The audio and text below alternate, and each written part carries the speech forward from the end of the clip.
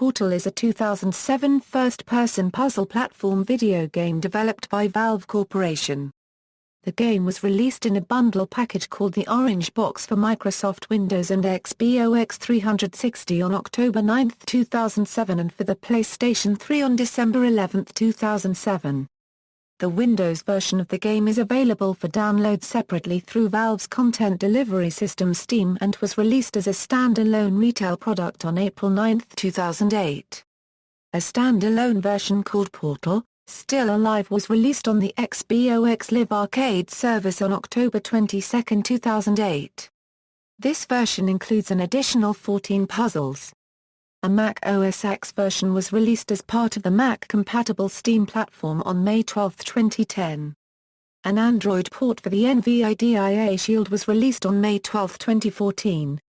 The game primarily comprises a series of puzzles that must be solved by teleporting the player's character and simple objects using the Aperture Science handheld portal device, a device that can create inter-spatial portals between two flat planes.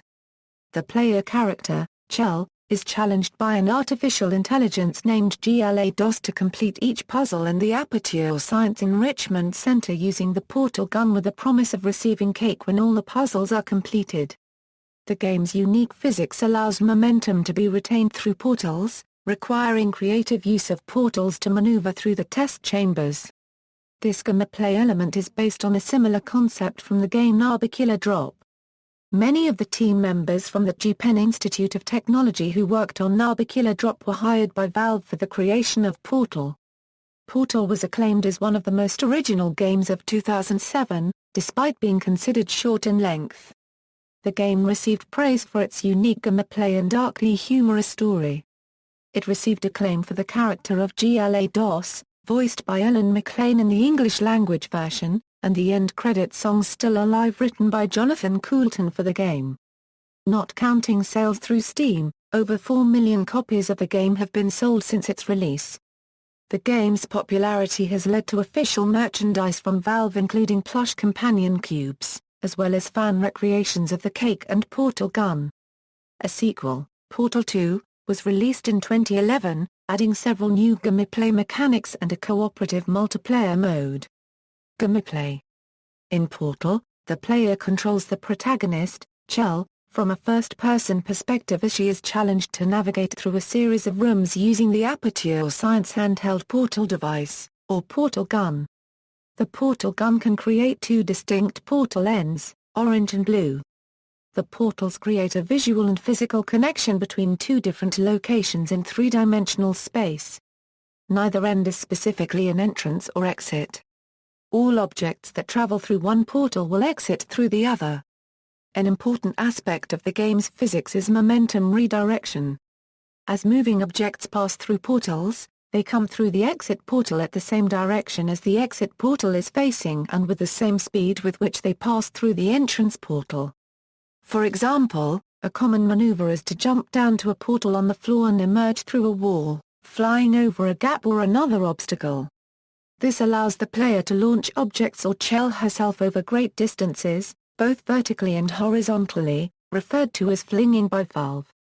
As GLaDOS puts it, in layman's terms, speedy thing goes in, speedy thing comes out. If portal ends are not on parallel planes, the character passing through is reoriented to be upright with respect to gravity after leaving a portal end. Chell and all other objects in the game that can fit into the portal ends will pass through the portal. However, a portal shot cannot pass through an open portal. It will simply deactivate or create a new portal in an offset position. Creating a portal end instantly deactivates an existing portal end of the same color. Moving objects, glass, special wall surfaces, liquids, or areas that are too small will not be able to anchor portals. Chell is sometimes provided with cubes that she can pick up and use to climb on or to hold down large buttons that open doors or activate mechanisms. Particle fields known as emancipation grills, occasionally called fizzlers in the developer commentary, exist at the end of all and within some test chambers. When passed through, they will deactivate any active portals and disintegrate any object carried through. The fields also block attempts to fire portals through them. Although Chell is equipped with mechanized heel springs to prevent damage from falling, she can be killed by various other hazards in the test chambers, such as turret guns, bouncing balls of energy, and toxic liquid. She can also be killed by objects falling through portals, and by a series of crashes that appear in certain levels. Unlike most action games at the time, there is no health indicator.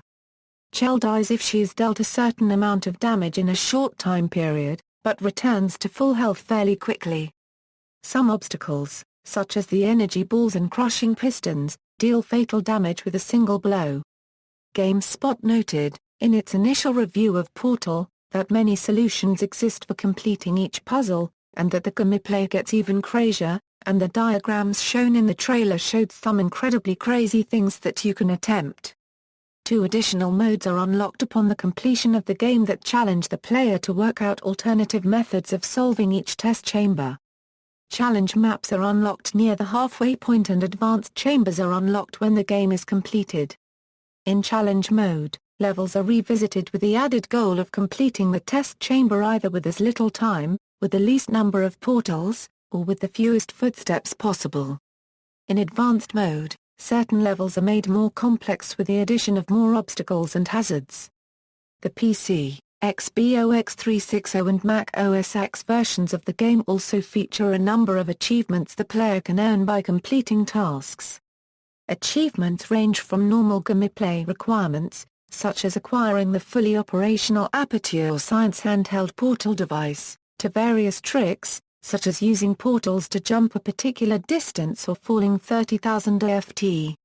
As with other Source Engine games since Half-Life 2, Portal can be played with commentary enabled. Special icons will appear in the game that the player can activate to hear how certain parts of the game were developed. Synopsis Characters. The game features 2 characters, the player-controlled silent protagonist named Chell, and GLaDOS, a computer artificial intelligence that monitors and directs the player.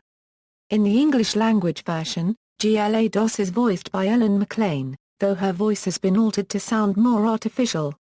The only background information presented about Chell is given by GLaDOS. The credibility of these facts, such as Chell being adopted, an orphan, and having no friends, is questionable at best, as GLaDOS is a liar by her own admission. In the Lab Rat comic created by Valve to bridge the gap between Portal and Portal 2, Chell's records reveal she was ultimately rejected as a test subject for having too much tenacity. The main reason Doug Ratman, a former employee of Aperture Science, moved Chell to the top of the test queue. Setting.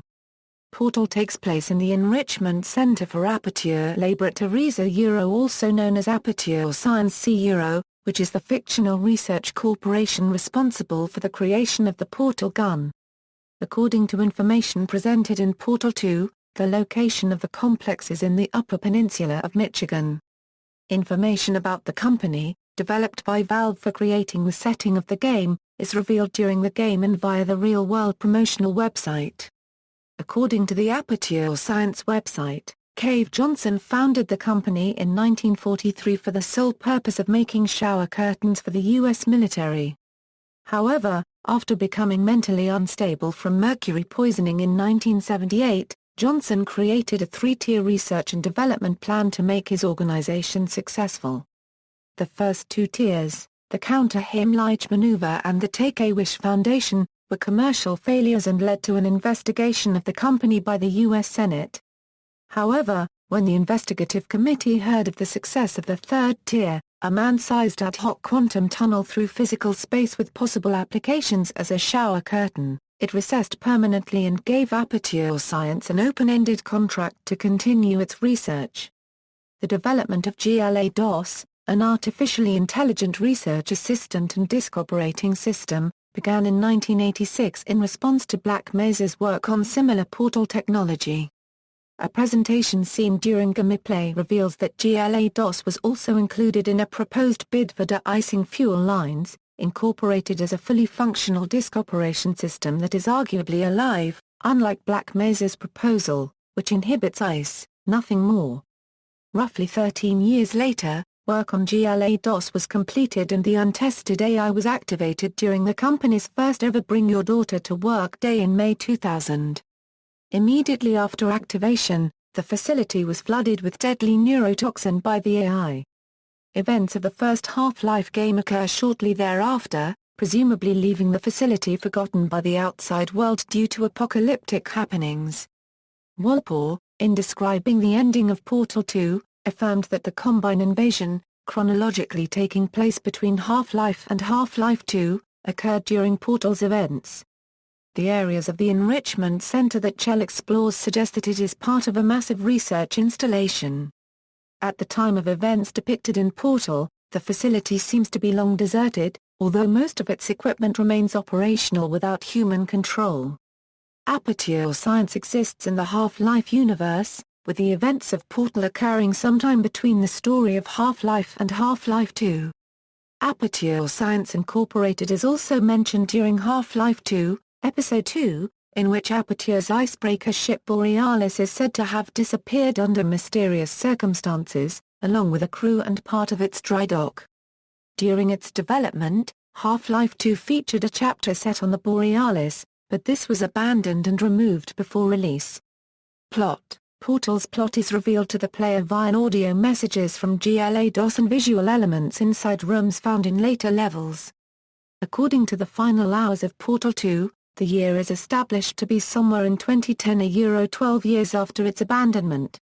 The game begins with protagonist Chell waking up from a stasis bed and hearing instructions and warnings from GLaDOS about the upcoming test experience. This part of the game involves distinct test chambers that, in sequence, introduce players to the game's mechanics. GLaDOS's announcements serve not only to instruct Chell and help her progress through the game, but also to create atmosphere and develop the AI as a character. Chell is promised cake and grief counseling as her reward if she manages to complete all the test chambers. Chell proceeds through the empty Enrichment Center, interacting only with GLaDOS. Over the course of the game, GLaDOS's motives are hinted to be more sinister than her helpful demeanor suggests. Although she is designed to appear helpful and encouraging, GLaDOS's actions and speech suggest insincerity and callous disregard for the safety and well-being of the test subjects. The test chambers become increasingly dangerous as Chell proceeds, and GLaDOS even directs Chell through a live fire course designed for military androids as a result of mandatory scheduled maintenance in the regular test chamber, as well as having test chambers flooded with deadly liquid. In another chamber, GLaDOS boasts about the fidelity and importance of the weighted companion cube, a waist-high crate with a single large pink heart on each face, for helping Chell to complete the chamber. However, GLaDOS then declares that it unfortunately must be euthanized in an emergency intelligence incinerator before Chell can continue. Some of the later chambers include automated turrets with childlike voices that fire at Chell, only to sympathize with her after being disabled. After Chell completes the final test chamber, GLaDOS congratulates her and prepares her victory incandescence, maneuvering Chell into a pit of fire. As GLaDOS assures her that all Aperture technologies remain safely operational up to 4,000 degrees, Kelvin, Chell escapes with the use of the portal gun and makes her way through the maintenance areas within the Enrichment Center. GLaDOS becomes panicked and insists that she was only pretending to kill Chell, as part of testing. GLaDOS then asks Chell to assume the party escort submission position, lying face first on the ground, so that a party associate can take her to her reward. Chell continues forward. Throughout this section, GLaDOS still sends messages to Chell and it becomes clear that she has become corrupt and may have killed everyone else in the center. Chell makes her way through the maintenance areas and empty office spaces behind the chambers, sometimes following graffiti messages which point in the right direction. These backstage areas, which are in an extremely dilapidated state, stand in stark contrast to the pristine test chambers. The graffiti includes statements such as "the cake is a lie," and pastiches of Emily Dickinson's poem The Chariot, Henry Wadsworth Longfellow's The Reaper and the Flowers, and Emily Bronte's No Coward Soul Is Mine, mourning the death of the companion cube. GLaDOS attempts to dissuade Chell with threats of physical harm and misleading statements claiming that she is going the wrong way as Chell makes her way deeper into the maintenance areas. Eventually, Chell reaches a large chamber where GLaDOS's hardware hangs overhead. GLaDOS continues to plead with and threaten Chell, but during the exchange one of GLaDOS' personality core spheres falls off. Chell drops it in an incinerator. GLaDOS reveals that Chell has just destroyed the morality core, which the Aperture Science employees allegedly installed after GLaDOS flooded the Enrichment Center with a deadly neurotoxin, and goes on to state that now there is nothing to prevent her from doing so once again. A 6-minute countdown starts as Chell dislodges and incinerates more pieces of GLaDOS, while GLaDOS attempts to discourage her both verbally, with a series of taunts and increasingly juvenile insults, and physically by firing rockets at her. After she has destroyed the final piece, a portal malfunction tears the room apart and transports everything to the surface. Chell is then seen lying outside the facility's gates amid the remains of GLaDOS. One of the final scenes is changed through a patch of the PC version in the orange box for Xbox that was made available a few days before Portal 2's announcement. In this retroactive continuity, Chell is dragged away from the scene by an unseen entity speaking in a robotic voice, thanking her for assuming the party escort submission position. The final scene, after a long and speedy zoom through the bowels of the facility, shows a black forest cake, and the weighted companion cube, surrounded by a mix of shelves containing dozens of apparently inactive personality cores. One by one a number of the cores begin to light up, before a robotic arm descends and extinguishes the candle on the cake, plunging the room into darkness. As the credits roll, GLaDOS delivers a concluding report, the song Still Alive, which declares the experiment to be a huge success, as well as serving to indicate to the player that GLaDOS is still alive. Development concept: Portal is Valve's spiritual successor to the freeware game Narbacular Drop, the 2005 independent game released by students of the DigiPen Institute of Technology. The original Narbacular Drop team is now employed at Valve. Valve became interested in Narbacular Drop after seeing the game at DigiPen's annual career fair. Robin Walker, one of Valve's developers, saw the game at the fair and later contacted the team providing them with advice and offering to show their game at Valve's offices. After their presentation, Valve's president Gabby Newell quickly offered the entire team jobs at Valve to develop the game further. Newell later commented that he was impressed with the DigiPen team as they had actually carried the concept through, already having included the interaction between portals and physics, completing most of the work that Valve would have had to commit on their own. Certain elements have been retained from Narbacular Drop, such as the system of identifying the two unique portal endpoints with the colors orange and blue. A key difference in the signature portal mechanic between the two games however is that Portal's portal gun cannot create a portal through an existing portal unlike in Narbacular Drop. The game's original setting, of a princess trying to escape a dungeon, was dropped in favor of the Aperture Science approach. Portal took approximately 2 years and 4 months to complete after the DigiPen team was brought into Valve, and no more than 10 people were involved with its development. Portal writer Eric Walpole, who, along with fellow writer Chet Felicek, was hired by Valve for the game, claimed that without the constraints, Portal would not be as good a game. The Portal team worked with Half-Life series writer Mark Laidlaw on fitting the game into the series plot. This was done, in part, due to the limited art capabilities of the small team. Instead of creating new assets for Portal, they decided to tie the game to an existing franchise Half-Life to allow them to reuse the Half-Life 2 art assets. Walpole and Felicek were put to work on the dialogue for Portal. The concept of a computer AI guiding the player through experimental facilities to test the portal gun was arrived at early in the writing process. They drafted early lines for the yet-named polite AI with humorous situations, such as requesting the player's character to assume the party escort submission position, and found this style of approach to be well suited to the game they wanted to create, ultimately leading to the creation of the GLaDOS character. GLaDOS was central to the plot. As Walpole notes, we designed the game to have a very clear beginning, middle, and end, and we wanted GLaDOS to go through a personality shift at each of these points. Walpole further describes the idea of using cake as the reward came about as at the beginning of the Portal development process, we sat down as a group to decide what philosopher or school of philosophy our game would be based on. That was followed by about 15 minutes of silence, and then someone mentioned that a lot of people like cake. The cake element along with additional messages given to the player in the behind-the-scenes areas were written and drawn by Kim Swift. Design. The austere settings in the game came about because testers spent too much time trying to complete the puzzles using decorative but non-functional elements. As a result, the setting was minimized to make the usable aspects of the puzzle easier to spot, using the clinical feel of the setting in the film The Island as reference.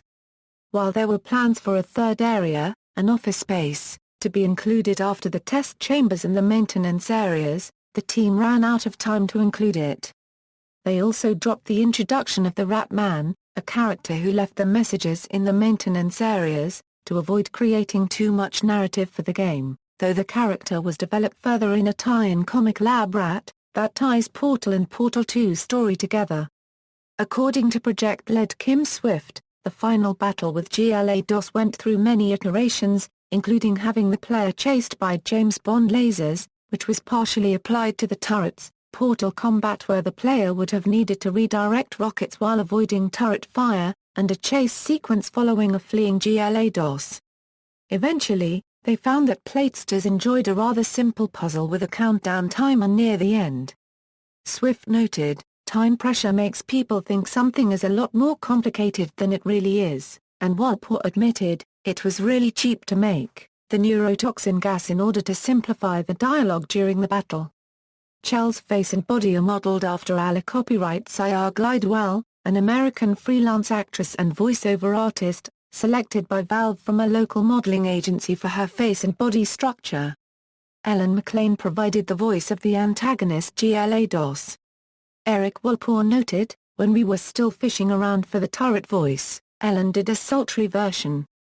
It didn't work for the turrets, but we liked it a lot, and so a slightly modified version of that became the model for GLaDOS's final incarnation. Mike Patton performed the growling and snarling voice of GLaDOS's final personality core, named the Anger Sphere. The weighted companion cube inspiration was from project-led Kim Swift with additional input from Walpole from reading some declassified government interrogation thing, whereby isolation leads subjects to begin to attach to inanimate objects. Swift commented, "We had a long level called Box Marathon. We wanted players to bring this box with them from the beginning to the end. But people would forget about the box, so we added dialogue, applied the heart to the cube, and continued to up the ante until people became attached to the box. Later on, we added the incineration idea. The artistic expression grew from the gameplay." Walpole further noted that the need to incinerate the weighted companion cube came as a result of the final boss battle design. They recognized they had not introduced the idea of incineration necessary to complete the boss battle, and by training the player to do it with the weighted companion cube, found the narrative way stronger with its death. Swift noted that any similarities to psychological situations in the Milgram experiment or 2001, A Space Odyssey are happenstance. The Portal gun's full name, Aperture Science Handheld Portal Device, can be abbreviated as ASHPD, which resembles a shortening of the name Adrian Shepard, the protagonist of Half-Life: Opposing Force. This similarity was noticed by fans before the game's release. As a result, the team placed a red herring in the game by having the letters of Adrian Shepard highlighted on keyboards found within the game. According to Kim Swift, the cake is a Black Forest cake that she thought looked the best at the nearby Regent Bakery and Cafe copyright in Redmond, Washington, and, as an Easter egg within the game, its recipe is scattered among various screens showing lines of binary code. The Regent Bakery has stated that since the release of the game, its Black Forest cake has been one of its more popular items.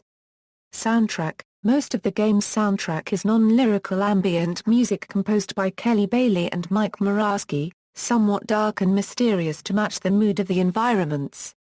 The closing credits song, Still Alive, was written by Jonathan Coulton and sung by Ellen McLean as the GLaDOS character.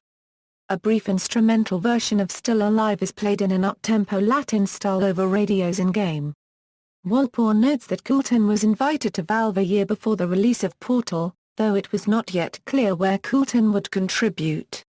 Once Kim, Swift and I met with him, it quickly became apparent that he had the perfect sensibility to write a song for GLaDOS. The use of the song over the closing credits was based on a similar concept from the game God Hand, one of Walpole's favorite titles. The song was released as a free downloadable song for the music video game Rock Band on April 1, 2008. The soundtrack for Portal was released as a part of the Orange Box original soundtrack and includes both GLaDOS's in-game rendition and Coulton's vocal mix of Still Alive. Portal's soundtrack was released as part of a 4-disc retail release, Portal 2, Songs to Test By, on October 30, 2012, featuring music from both games. Merchandise. The popularity of the game and of its characters has led Valve to develop merchandise for Portal made available through its online Steam store. Some of the more popular items were the weighted companion cube plush toys and fuzzy dice. When first released, both were sold out in under 24 hours. Other products available through the Valve store include t-shirts and Aperture Science coffee mugs and parking stickers, and merchandise relating to the phrase "the cake is a lie," which has become an internet meme. Walpole noted they did not expect certain elements of the game to be as popular as they were, while other elements they had expected to become fads were ignored, such as a giant hoop that rolls on screen during the final scene of the game that the team had named Hoopy. Distribution, demo. In January 2008, Valve released a special demo version titled Portal, the first slice, free for any Steam user using NVIDIA graphics hardware as part of a collaboration between the two companies. It also comes packaged with Half-Life 2, Deathmatch, Peggle Extreme, and Half-Life 2, Lost Coast. The demo includes test chambers 00-10. Valve has since made the demo available to all Steam users. Portal was first released as part of the Orange Box for Microsoft Windows and Xbox 360 on October 9, 2007, and for the PlayStation 3 on December 11, 2007. The Windows version of the game is also available for download separately through Valve's content delivery system Steam and was released as a standalone retail product on April 9, 2008. In addition to Portal, the box also included Half-Life 2 and its 2 add-on episodes, as well as Team Fortress 2. Portal's inclusion within the box was considered an experiment by Valve. Having no idea of the success of Portal, the box provided it a safety net via means of these other games. Portal was kept to a modest length in case the game did not go over well with players. Since then, a standalone version of the game was released for Microsoft Windows users. Portal was the first Valve-developed game to be added to the Mac OS X-compatible list of games available on the launch of the Steam client for Mac on May 12, 2010, supporting Steam Play, in which players that had bought the game either on a Macintosh or Windows computer could also play it on the alternate system. As part of the promotion, Portal was offered as a free title for any Steam user during the 2 weeks following the Mac client's launch. Within the first week of this offer, over 1.5 million copies of the game were downloaded through Steam. A similar promotion was held in September 2011, near the start of a traditional school year, encouraging the use of the game as an educational tool for science and mathematics. Valve wrote that they felt that Portal makes physics, math, logic, spatial reasoning, probability, and problem-solving interesting, cool, and fun, a necessary feature to draw children into learning. This was tied to Digital Promise, a United States Department of Education initiative to help develop new digital tools for education, and which Valve is part of. During 2014 GPU Technology Conference on March 25, 2014, NVIDIA announced that they are porting Portal to their Android handheld, the NVIDIA Shield. The version was released on May 12, 2014. Portal, Still Alive. Portal, Still Alive was announced as an exclusive Xbox Live arcade game at the 2008 E3 convention, and was released on October 22, 2008. It features the original game, 14 new challenges, and new achievements. The additional content was based on levels from the map pack Portal, the Flash version created by We Create Stuff, and contains no additional story-related levels. According to Valve spokesman Doug Lombardi, Microsoft had previously rejected Portal on the platform due to its large size. Portal, Still Alive was well received by reviewers. OneUP.com's Andrew Hayward stated that, with the easier access and lower cost than paying for the orange box, Portal is now stronger than ever. IGN editor Cam Shear ranked it 5th on his top 10 list of Xbox Live Arcade games. He stated that it was debatable whether an owner of the orange box should purchase this, as its added levels do not add to the plot. However, he praised the quality of the new maps included in the game. The game ranked 7th in a later list of top Xbox Live titles compiled by IGN staff in September 2010. Mods. A modding community has developed around Portal, with users creating their own test chambers and other in-game modifications.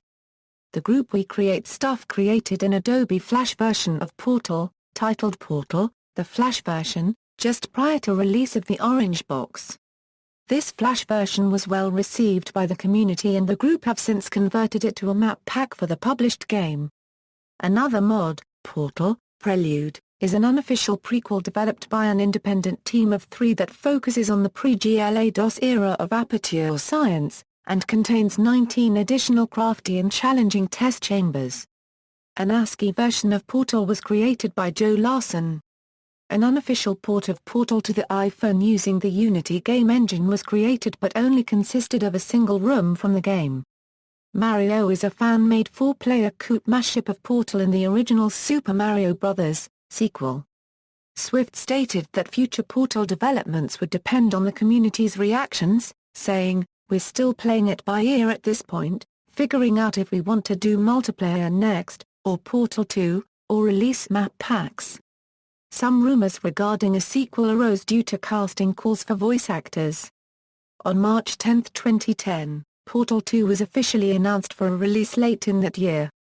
The announcement was preceded by an alternate reality game based on unexpected patches made to Portal that contain cryptic messages in relation to Portal 2's announcement, including an update to the game, creating a different ending for the fate of Chell. The original game left her in a deserted car park after destroying GLaDOS, but the update involved Chell being dragged back into the facility by a party escort bottom. Though Portal 2 was announced for a Q4 2010 release, the game was eventually released on April 19, 2011. Critical reception. Portal was very well received by critics, often earning more praise than either Half-Life 2, Episode 2 or Team Fortress 2, also included in the orange box. It was praised for its unique gameplay and dark, deadpan humor. Eurogamer cited that the way the game progresses from being a simple set of perfunctory tasks to a full-on part of the Half-Life story is absolute genius, while GameSpy noted that, what Portal lacks in length, it more than makes up for in exhilaration. The game was criticized for sparse environments, and both criticized and praised for its short length. Aggregate reviews for the standalone PC version of Portal gave the game an average rating of 89% based on 27 reviews through Game Rankings, and 90% through 28 reviews on Metacritic. Upon release of Portal 2, Valve stated that Portal has sold more than 4 million copies through the retail versions, including the standalone game and the orange box, and from the Xbox Live Arcade version. This figure does not include sales figures for Valve's own Steam digital download service. The game generated a fan following for the weighted companion cube even though the cube itself does not talk or act in the game. Fans have created plush and papercraft versions of the cube and the various turrets, as well as PC case mods and models of the Portal Cake and Portal Gun. Jeep Barnett, a programmer for Portal, noted that players have told Valve that they had found it more emotional to incinerate the weighted companion cube than to harm one of the little sisters from BioShock. Both GLaDOS and the weighted companion cube were nominated for the Best New Character award on G4, with GLaDOS winning the award for having lines that will be quoted by gamers for years to come. Bernardsy Croshaw of Zero Punctuation gave the game the only entirely positive review in the show's history, calling it the most fun you'll have with your PC until they invent a force feedback codpiece. Croshaw went on to say, "I went in expecting a slew of interesting Portal-based puzzles and that's exactly what I got, but what I wasn't expecting was some of the funniest pitch-black humor I've ever heard in a game." He states that, while the game was short, the 2 to 3 hour length of the game was perfect as the game did not outstay its welcome, and called the ending balls-tighteningly fantastic, while praising the game as absolutely sublime from start to finish. Portal's story has been stated to be well established in the context of Irving Goffman's dissemination on dramaturgy, the presentation of self in everyday life, which equates one's persona to the front and backstage areas of a theater. In the case of Portal, the story carefully establishes the front stage, the pretense of the Enrichment Center, and hints at problems in the backstage through various technical faults, and then slowly reveals more and more of the backstage to the player throughout the game. Due to this, the video game was made part of the required course material among other classical and contemporary works, including Goffman's work, for a freshman course devoted to engaging students with fundamental questions of humanity from multiple perspectives and fostering a sense of community for Wabash College in 2010. Portal has also been cited as a strong example of instructional scaffolding that can be adapted for more academic learning situations, as the player, through careful design of levels by Valve, is first handheld in solving simple puzzles with many hints at the correct solution, but this support is slowly removed as the player progresses in the game, and completely removed when the player reaches the second half of the game. Rock, Paper, Shotgun's Hamish Todd considered Portal as an exemplary means of game design by demonstrating a series of chambers after the player has obtained the portal gun that gently introduced the concept of flinging without any explicit instructions. Portal was exhibited at the Smithsonian Art Exhibition in America from February 14 through September 30, 2012. Portal won the Action section for the platform Modern Windows. Awards. Portal has won several awards. At the 2008 Game Developers' Choice Awards, Portal won Game of the Year, along with the Innovation Award and Best Game Design. IGN honored Portal with several awards, for Best Puzzle Game for PC and Xbox 360, Most Innovative Design for PC, and Best End Credit Song for Xbox 360, along with overall honors for Best Puzzle Game and Most Innovative Design. In its Best of 2007, GameSpot honored the Orange Box with 4 awards in recognition of Portal, giving out honors for Best Puzzle Game, Best New Character, Funniest Game, and Best Original Game Mechanic. Portal was awarded Game of the Year, Best Narrative, and Best Innovation honors by OneUp.com in its 2007 editorial awards. GamePro honored the game for Most Memorable Villain in its Editor's Choice 2007 awards. Portal was awarded the Game of the Year award in 2007 by Joystick, Good Game, and Shacknews. The Most Original Game award by X-Play. In official Xbox Magazine's 2007 Game of the Year awards, Portal won Best New Character, Best Original Song, and Innovation of the Year. In GameSpy's 2007 Game of the Year awards, Portal was recognized as Best Puzzle Game, Best Character, and Best Sidekick. The AV Club called it the best game of 2007. The Webcomic Penny Arcade awarded Portal Best Soundtrack, Best Writing, and Best New Game Mechanic in its satirical 2007 Write Awards. Eurogamer gave Portal first place in its top 50 games of 2007 rankings. IGN also placed GLaDOS as the #1 video game villain on its top 100 villains list. Games Radar named it the best game of all time. In November 2012, Time named it one of the 100 greatest video games of all time. Wired considered Portal to be one of the most influential games of the first decade of the 21st century, believing it to be the prime example of quality over quantity for video games. References, footnotes. Bibliography. External links, official Aperture The Orange Box, Information Portal, ApertureScience.com, Portal at the Internet Movie Database.